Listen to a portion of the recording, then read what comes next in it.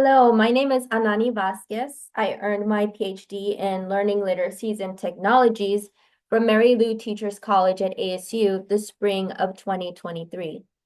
My area of specialization was neurodiversity and creativity in education and research methods. In this recording, I will be discussing my arts-based dissertation, Micromoments in Neuroplexure, Creative Professional Learning for Inclusive Education.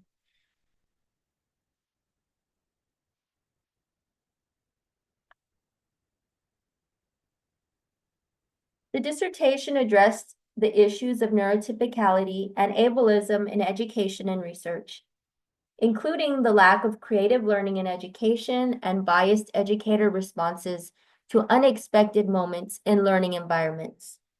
The purpose of the research was to study micromoments and explore educator responses during micromoments. From the study of micromoments, I was then able to develop strategies for inclusive education, professional learning, as well as arts-based approaches to research that aligned with, supported, and regenerative for this kind of research.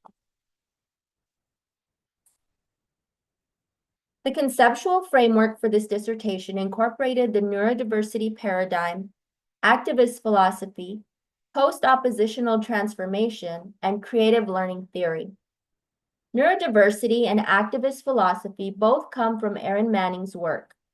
The neurodiversity paradigm is an all-inclusive perspective of human diversity in modes of thinking, learning, communicating, and interacting or behaving. Manning works from an activist philosophy when studying neurodiverse modes of perception and interaction. Activist philosophy is a process philosophy that focuses on activity, potentiality, and difference.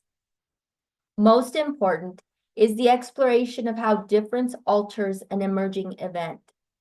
Within the emerging event, there is also a focus on the more than human or collective assemblage. Second, I based this work on Anna Louise Keating's post-oppositional transformation of social justice. With post-oppositional consciousness, there is a focus on radical interconnectedness and an acceptance of paradox and contradiction. Activists who use this approach offer invitations to participate in transformative moves and to invent strategies for social change. Third, I use Ronald Beghetto's work on creative learning to tie the framework together. The main concept in creative learning I use is micromoments, which I posit as a common occurrence that all people experience at times, and therefore is a way to bring diverse people together. Micromoments are unexpected events in learning environments that could lead to creative learning. The onto-epistemological framework was based on multiplicity, emergence, embodiedness, and interrelationality. These frameworks led me to look into creative, fluid, improvisational, and non-standard methods to address my research questions. My research questions were, how might micromoments move in, with, through emergent learning events? How might attunement to micromoment assemblages be developed? How might micromoment movement and attunement transform professional learning for inclusive education? And how might micromoment movement and attunement transform qualitative inquiry? Arts-based qualitative methods allowed for the improvisational and collaborative nature of this project. Therefore, I designed the project as research creation, with the enabling constraints as collaborative tasks based on Coro and Knight's methodological poly experiments. This allowed me to design 4 tasks or poly experiments that could be engaged with by participants or co-learners at the level they chose and using the mode of their choice beyond language, reading, writing, listening, and speaking. I called this methodology neuroplexure to refer to the weaving together of neurodiverse modes of co-learning during the study of micromoments. Neuroplexure is a kind of research creation, which is non-representational or more than representational arts-based research where art is viewed as a process and practice that generates new processes and practices. Additionally, theory and practice are intertwined. Because of this, there are less defined separations between conventional research stages or phases. Also, as an emergent methodology, research moves in directions that cannot be fully predicted.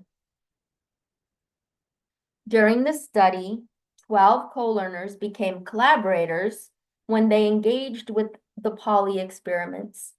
These collaborators were educators from preschool to college level, from pre-service teacher education programs to teachers with several years of experience, and doctoral students. The collaborators also included adults who self-identified as neurodivergent. In a couple of cases, the collaborator was both a teacher and a neurodivergent individual.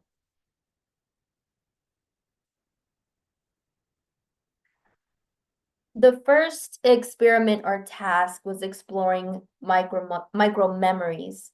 Co-learners were invited to think about a moment when they were in a learning environment and they or someone else did or said something that was surprising or unexpected. And then they were invited to share about this micro moment using their choice of modes for expression.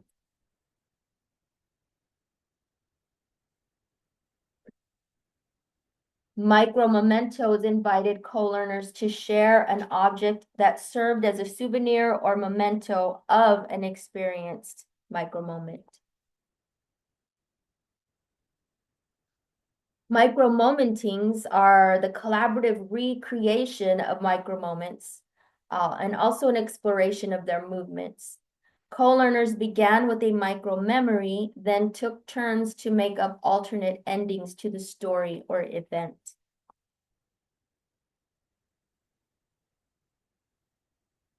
Micro-movements are maps of micro-moments. So in micro-movements, co-learners or collaborators were invited to create a map of their micro-moment. These are not maps of physical space, but maps of how the event moved across time. During data collection, I intentionally left the modes for expression open, and only after reviewing the data did I decide what medium to use during analysis. Because most of the co-learners or collaborators used small group Zoom meetings like focus groups to submit recordings of their micro-memories and verbally described micro-mementos and micro-movements, I had to think about what would be best for me to use to map micro-moments. The term neuroplexure and the idea of weaving together neurodiverse modes of thinking and learning led me to consider weaving and fiber art. Working with yarn and thread was not new to me. I had grown up with my mom and my aunt, crocheting, sewing, embroidering, and doing other fiber work. Once I decided on fiber art, I spent some time with fibers, revisiting some of the basics of these crafts, reading about and viewing videos of fiber artists, and keeping a sketchbook of the process. This prepared me to use fiber art as a mode of analysis. There were 3 ways in which I engaged with data beyond the initial co-learner collaborations. One was fiber art sculpture mappings. Another was a moving content analysis. And then the final one was a study of the micro-momentings. The fiber art sculpture map or micro-movement in this photo began with the micro-memory and micro-memento that a collaborator shared during one of the Zoom groups. This cartographic study helped me to attune to the micro-moment movement.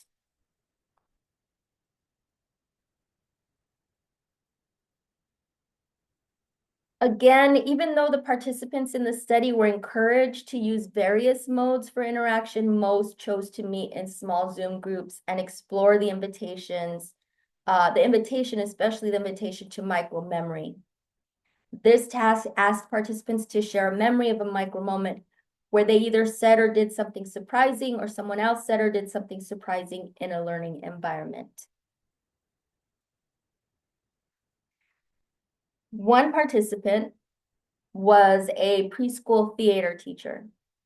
She told about a time when one of her students said something unexpected that shifted the whole lesson. The class was singing and acting out the Going on a Bear Hunt song, which had pauses for the students to call out items that they would encounter on the bear hunt. They also had cards with pictures of the objects that they might encounter. One student called out a dragon. There was no card for dragon. It wasn't part of their routine. Calling out a dragon was the micro moment. What happened after was important to assess and discuss. As the teacher, she could have said, "No, there are no dragons in this song," and asked the student to choose a correct object. She could have assumed that the student was acting out or seeking attention and reprimanded or punished the student. Instead, she improvised with the class. She went along with it and continued with the activity by asking, "Oh no, what are we going to do?" The students then all ran to another part of the room and huddled under a play structure to collaboratively decide what to do if they ran into a dragon. The teacher said that she recognized that they took this huddle up routine from another activity that they usually do. The students were able to move with the micro moment to create something new, and creative learning occurred.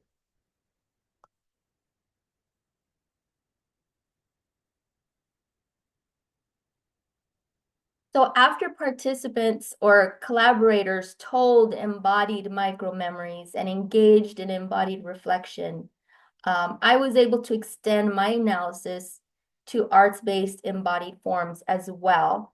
One way I did this was by creating sketches and the fiber art map that was shown in one of the previous photos. This helped me to better attune to the dynamics in the micro memories and develop a framework for the further study of micro moments to increase inclusivity in educational environments. It's possible that having teachers participate in this kind of mapping work might lead to shifts in the moment teacher decisions during classroom micro moments. So the sketching and fiber art sculpture mapping helped me specifically define micro moment dimensions as time, space, and possibilities, and micro moment elements as presence, structure, divergence, and motion. Moving from the map to articulating the concepts in text was a difficult transition. What we feel and know in the body is not easy to express in words. I used notes during the mapping process, which I later used to create poetry. Finally, I took the poetry and was able to articulate some of these ideas in expository language. Through this process, I was able to describe the dragon micro moment as having sustained interactive flows that led to creative learning for the whole class, the teacher included.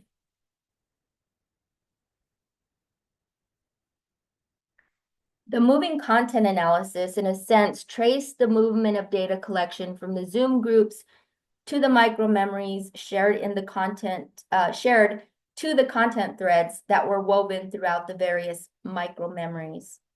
I began with the Zoom group format as the largest hoop at the top of the structure. And then 7 hoops hung below that for each small Zoom group meeting. Hanging from each of those hoops were tags with micro moment and discussion thread titles from that specific meeting.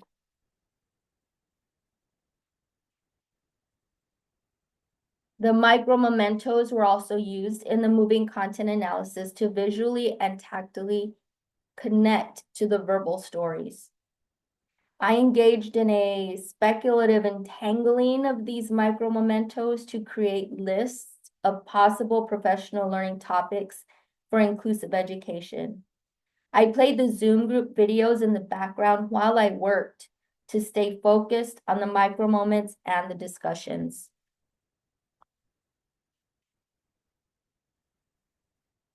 The Zoom group discussions were important because it gave all of the participants or all of the collaborators time to reflect on their micro memories. In one Zoom group, there was a person from China who taught in the training schools which prepare students for the college entrance exam. Reflections were very much embodied in the feelings of these collaborators. The teacher from China felt guilty about her methods of teaching and the high stress levels that her students were dealing with. She felt that learning in that setting was too serious and the students were not happy. The preschool theater teacher, on the other hand, shared that she was pleasantly surprised when the micro moment occurred in her classroom. But as a theater teacher, she was used to improvising and was more flexible with following the students' lead.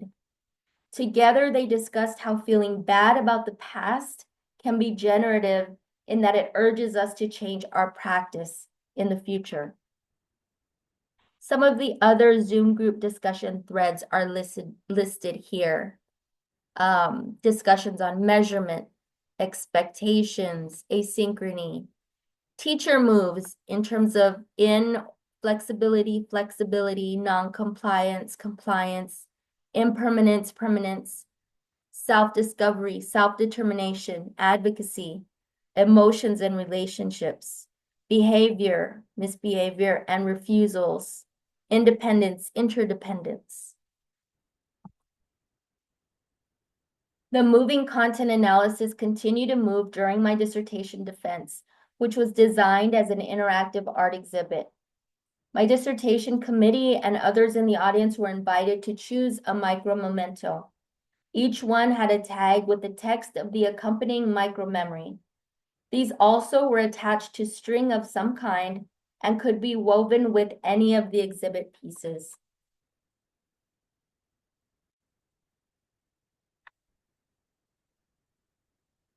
The micromomentings were a kind of speculative fabulation or storing that began with the micromemory that collaborators were then able to imagine new endings for. There was one micromemory that was developed into 3 new versions, so 4 total versions.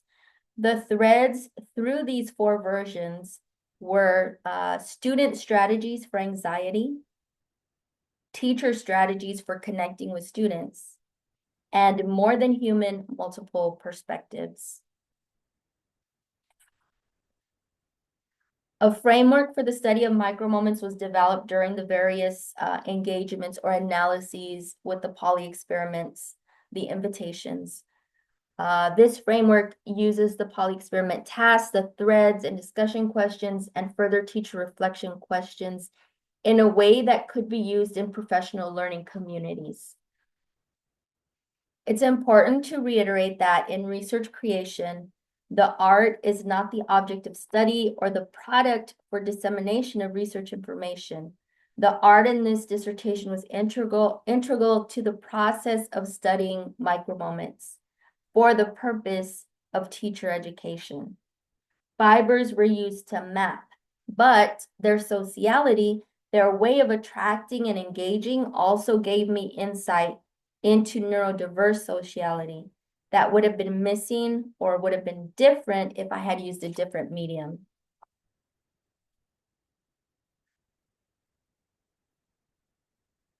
Some of the other benefits of using this methodology was that teachers changed their assumptions through reflection on teaching, which could lead to changes in practice in the future.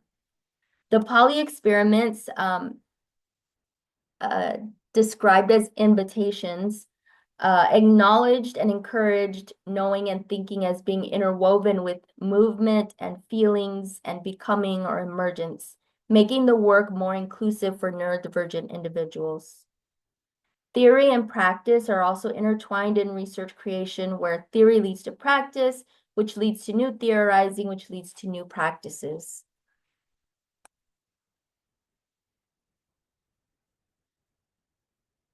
One of the challenges with arts-based embodied methods is the difficulty in translating embodied knowing and thinking into words, as stated before. Another challenge was to inviting participants to choose from multiple modes of participation or expression. They tend to choose the most standard format, whether or not it was their preferred mode of communicating.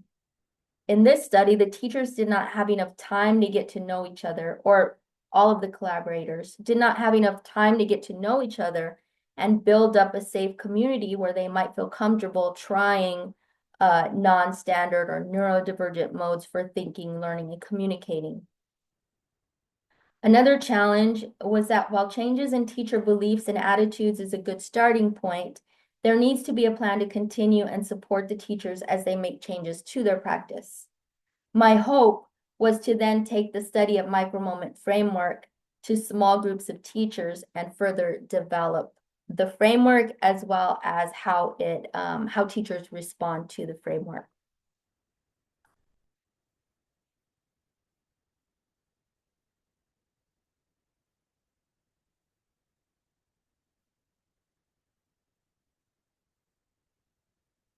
I'd be happy to answer any questions or receive any comments or feedback. I can be reached at anani.vasquez@asu.edu.